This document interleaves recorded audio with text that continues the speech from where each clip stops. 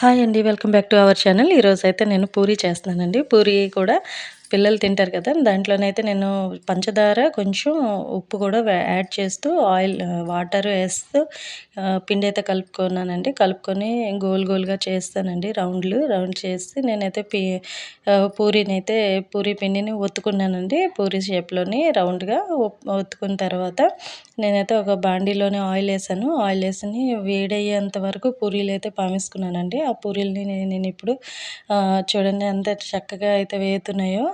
వేగినాక ఒక జాలి మూకుడులోనైతే నేను తీసేసాను. మీరు కూడా ఏంటివి ఈరోజు టిఫిన్ ప్రిపేర్ చేశారో నాకైతే కామెంట్ రూపంలో కామెంట్ చేయండి. అండ్